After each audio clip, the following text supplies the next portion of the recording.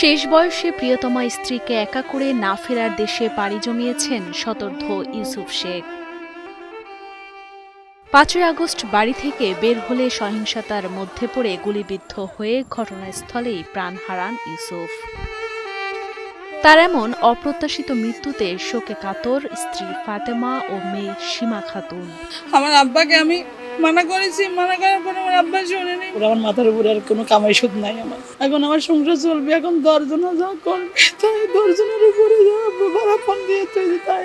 আদরের একমাত্র মেয়েকে বিয়ে দেওয়ার পর টোনাটুনির সংসার ছিল ইউসুফ শেখ ও ফাতেমা দম্পতির। কুষ্টিয়া শহরের থানাপাড়া বস্তিতে একটি ছোট্ট ঘরে স্ত্রীকে নিয়ে বসবাস করতেন ইউসুফ শেখ। কুষ্টিয়া জেনারেল হাসপাতালের ব্লাড ব্যাংকে কাজ করলেও কোনো পারিশ্রমিক পেতেন না তিনি।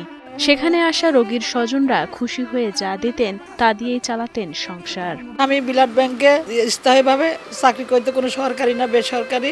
আমার সংসার, আমার স্বামীর আয় চলতো, আর আমার কোনো বেটাপুত নাই, আমার একটা মেয়ে আছে। ৫ই আগস্ট সকালে কর্মস্থল থেকে বাড়ি ফেরার পথে কুষ্টিয়া শহরের ৬ রাস্তার মোড়ে সহিংসতার মধ্যে পড়ে ছোড়া গুলি লাগে ইউসুফের শরীরে। সে সময় আহত অবস্থায় বাড়িতে আসার পর ক্ষতস্থান পরিষ্কার করে ব্যান্ডেজ লাগিয়ে তাকে হাসপাতালে নিয়ে যান মেয়ে সীমা খাতুন। গুলি বের করার পর হাসপাতাল থেকে তাকে বাড়িতে নিয়ে আসলেও শেষ রক্ষা হয়নি তার। আমার আব্বা সকালবেলা ডিউটি করে আইছে হাসপাতালের থেকে, আসার পরে বাজারে যাতে যায় আমার আব্বা গুলিবিদ্ধ হয়েছে মাঠে।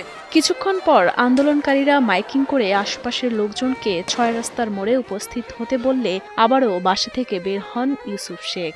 পরে ইউসুফের স্বজনরা বিভিন্ন স্থানে খোঁজাখুঁজির এক পর্যায়ে তার মরদেহ খুঁজে পায় হাসপাতালে। ৩টা ৩:৩০ সময় ফোন পেলাম, বলছে কি যে আপনার আব্বা খুব অসুস্থ, মরার খবর আমার কাছে দেয় নাই। আমি সত্যি সত্যি যাই দেখছি আমার আব্বা মারা গেছে, আমার আব্বার লাশ পাই রয়েছে বারান্দায়। সেদিন সন্ধ্যায় তার মরদেহ বাড়িতে এনে দাফন কার্য সম্পন্ন করা হয়। কুষ্টিয়া মডেল থানায় ৭৬ জনের নামে মামলা করেছেন নিহতের মেয়ে সীমা আক্তার। বাবার এমন মৃত্যুতে মায়ের জন্য সরকারের কাছে সাহায্য চেয়ে অনুরোধ জানান সীমা। আমার মার কোনো ছেলে নেই, কোনো কেউ নেই মাথার উপরে। আমার আব্বার আয়ে সংসার চলতো, আমার আব্বা ছাড়া কেউ নাই।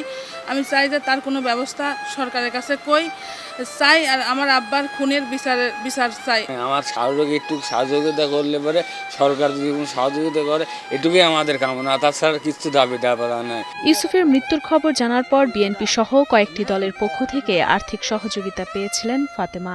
প্রতি মাসে নিহতদের পরিবারকে সহযোগিতা করা হবে বলে আশ্বস্ত করেন তারা। আমরা তাদেরকে খাদ্য সামগ্রী, কিছু অর্থ তাদেরকে আমরা তাদের হাতে তুলে দিয়ে গেলাম। আমরা প্রাথমিকভাবে একটা সিদ্ধান্ত নিয়েছি, প্রতিটি পরিবারকে আমরা মাসিক ১০,০০০ টাকা করে আমরা আর্থিক সহায়তা দিব।